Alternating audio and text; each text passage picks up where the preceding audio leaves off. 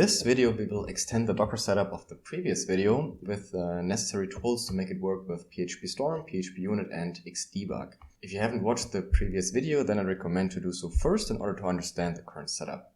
And before we get started, I need to check out the branch for this part of the tutorial. And then I need to shut down the current Docker setup and rebuild it. I will now run the already familiar make docker build command and let it build in the background, and we can take a quick look at the agenda. So first we're going to install some tools: Composer, Xdebug, PhpUnit, and SSH. And then we will look into the setup of PhpStorm. So we will first configure an SSH configuration, PHP interpreter, so that PhpStorm uses the PHP binary of Docker. Then we will configure PhpUnit, and then we will look into debugging, and we will debug from within PhpStorm, so execute a script from PhpStorm, and then also from the browser via php-fpm, CLI commands, and workers. Let's start with Composer, and for that we are taking a look in the Docker file of the base image. And the first thing to note here is this named reference for the official Composer Docker image. From this reference, I will simply copy the binary and put it in our own base image. In addition, we need to install some more extensions for making Composer work, but also for making PhpUnit work. And as I mentioned, this reference up here uses the official Composer image, but it also defines a specific version. And that's something that I would always recommend to do, like pin your versions also in your Docker images so that you get reproducible builds. In our case, this version is defined through a build argument, and that argument is defined in the docker.env file down here. Next, we are installing Xdebug. Going back to the Docker file of the base image. Then we take a look at the local build target. And in here we added the Xdebug extension. And then we also ensure that we remove the default configuration that comes with the extension, because we do not want to enable Xdebug by default. We will do so selectively if we need it. This will be done through our own configuration file. We will copy over a php.ini file with Xdebug configuration. And to enable Xdebug, we need to remove the comment here before the Zend extension. We need this entry for the client host with the magic host docker internal DNS name. I explained that in a previous video, and that is basically a way to reference the host machine from within a container. This exists predefined in Docker Desktop, so for Windows and for Mac there's nothing more to do, but for Linux we need to define this ourselves. This is done in the Docker Compose file via this extra host section in the YAML configuration. So in here we define this host docker internal, and we set it to the magic reference host gateway, which will enable us to reference the host system from within a container. Finally, we need an additional env variable that is this php_ide_config that has the value server name equals and then a name that we define ourselves. Keep this in mind for now, we will need it later. Now let's set up PhpUnit. For that I need to start our Docker setup, and as soon as it's started we are running a make command that will execute Composer in the application container. This is the make target. It's defined in this application-setup submake file. This is the target, and it uses the execute in application container variable that we've also explained in the previous video, which will basically run commands in our application Docker container. Then it calls Composer, and then calls Composer with the arguments that I pass in the command line. In addition, I've also added this application-QA submake file and defined a test target that uses the same technique. Execute something in the container, calls PhpUnit with the configuration file. You can see that in action. The last missing piece is the SSH access in the application container. So I'm taking a look at the corresponding Docker file, install OpenSSH, and create a user and the corresponding password. The user is inherited from the base image. We will make all build arguments available as environment variables. So that's where the username comes from. The password is something that we then need to define for the application image, and that is defined in the env file. In here we can set the corresponding password. Now we can start to configure PhpStorm itself. And the first thing to do here is to create an SSH configuration. So I'm searching for SSH configuration, and for this tutorial I've already created one. And the values to use here is for the host we use 127.0.0.1. The port is 2222. That is configured as a mapping from the application container to the host system. The username is application, and the password is the password that I've just shown in the docker.env file. And then I can test the connection, and it will tell me, okay, cool, I'm successfully connected. Just to show all the places, the application user is defined here, the password is defined here, the port mapping is defined down here. And now we can use this configuration to configure the interpreter. In the settings, search for PHP, click on the 3 dots, create a new CLI interpreter, choose SSH, select the configuration that we just created and hit OK. You can see that we're using PHP 8.1.1 in here. Currently no debugger is installed because we have disabled that when we installed the extension. The next thing to do here is to provide PhpStorm with the path to the Xdebug extension so it can enable it when required.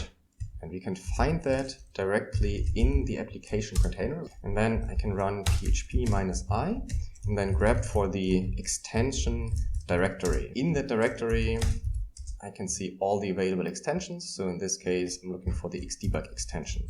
This is the final path that I need to copy into the PhpStorm interface in here and then refresh. And then we can see that PhpStorm can now find Xdebug. I also need to provide the configuration option for the client host, as I did in the configuration file. I need to create a new configuration option. The value here is the xdebug.clienthost, or this is the key. The value is this host.docker.internal.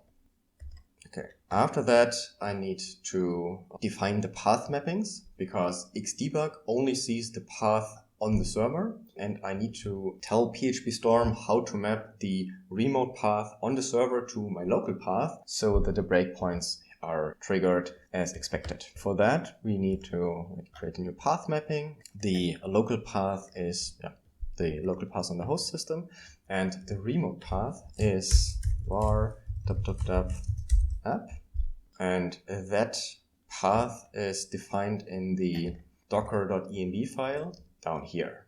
This should be enough to run code from within PhpStorm. So let's open the setup.php script, right click and run. It actually runs as expected using the SSH configuration that we previously configured. The setup is also enough to debug. So right click and debug. This should hit the breakpoint as expected. When we take a look at what is executed by PhpStorm, then we can see that it uses the extension that we have configured in the interface. It uses some default values here, and then it also uses the additional configuration option that we've configured. And this is important because it will override the default one that is set by PhpStorm. This is not correct. Let me kill this and make that clear. So I'm opening up the interface again and I'm removing the entry and try to debug again. Right click, debug. Yep. And now I'm getting this error message that there's no connection from Xdebug to PhpStorm possible. Now we want to configure PhpUnit. For that, open the settings and search for test frameworks and create a new one for PhpUnit by remote interpreter. Select the one that we've just created. In here, we need to define the path to the Composer autoloader. So that is located at var app vendor and then autoload.php. We can check and it'll tell us yes, it actually found a PhpUnit version. And then we also need to supply the configuration file, which is located at the root and need to be configured here. Then we should be able to execute our test. So I can now right click and run the unit test, and it will execute PhpUnit as expected. And I can also set a breakpoint and then debug, and it will also work as expected. I believe a very big use case is the ability to debug a script that is triggered from the browser, so from php-fpm in the end. And let me first show you an example that works, and then let's explain why it's working. So first I'm setting a breakpoint in my index.php file, then make sure that PhpStorm is listening for debug connections, enable Xdebug on php-fpm, and this make target is doing that for us. We will talk about that in more detail in a second. And afterwards, I also need to restart the php-fpm process so that the child processes are picking up the new enables Xdebug configuration. Then I should be able to refresh. PhpStorm is blinking and I'm actually hitting the breakpoint as expected. Apart from the make targets that we've just seen, I also need to configure a server in PhpStorm. So if you search for server, you can see that I have configured a new server, and the name that I pass here is the exact same name that we've seen before in the docker.env file as this php_ide.env variable. This is what I need to put here. It must match exactly. And then I also need to define the path mappings as we have done so before. Listening for incoming debug connections is also important, and that makes PhpStorm listen on a specific port. So if we search for Xdebug, then we can see that it will actually listen on port 9000 and 9003 and wait for incoming connections from Xdebug. The make targets that I used are defined in the application-commands sub-make file, and the first one was enable Xdebug, and this will call make again with another target that we will take a look in a second, and it will use the username root and the service name that I pass on the command line, and then it will execute this command here. And this command does nothing else but remove the comment in front of the php.ini file that I've shown previously. All it does is basically remove that comment and by that enable Xdebug. The execute in container make target is also defined in here. It uses the variable execute in any container and then it executes a command. So let's take a look at this variable as well. It's defined in the docker sub make file, and this setup was explained in a previous video. So I've just added this execute in any container variable.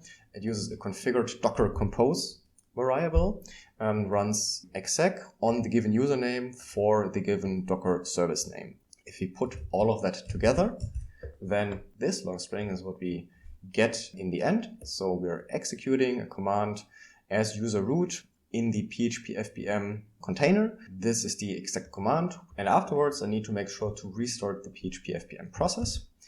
And we can also take a look at this target. It's defined up here, uses the same execute in container technique that we've just seen, uses the php-fpm container, and then it issues the command kill -usr2 for process number 1. And this usr2 is so-called user-defined signal, and for php-fpm it will cause php-fpm to restart without having to restart the container. That is important because if you would simply kill the process, then the Docker container would also shut down. Then the configuration change that we made before to enable Xdebug wouldn't take any effect. So we have to use this workaround to keep the container running, but trigger a reload or a restart of the PhpFPM process. The next thing is to debug a CLI application.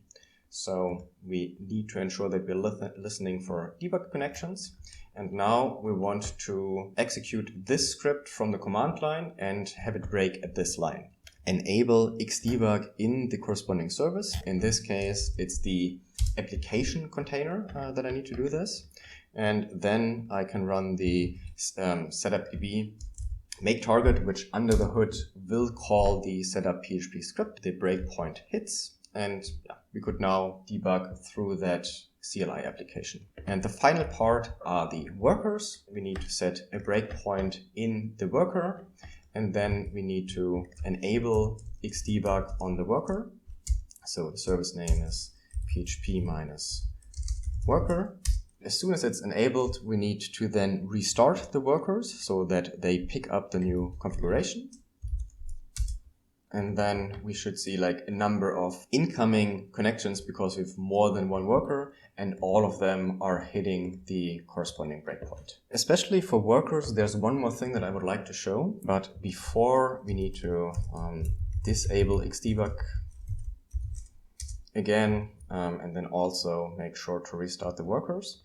And then I'm going to log into the worker container and we'll show you a tool called strace that we can use to attach to a running process to understand what's going on. So I'm logging into the worker container. In the container, I'm checking the running processes, choose process 50, and then I'm running sudo strace -p and the process number, and then I can see what the process is currently doing. And that is super helpful if you have like a long running process that is seemingly hanging or you don't know what's going on, and then you can get at least like some information to see where this process might be at the moment. And I'm mentioning this strace here specifically because it doesn't work out of the box, but you need to add some capabilities to Docker when you start the containers. Those two lines need to be added here because otherwise you will not be able to run strace. That's it.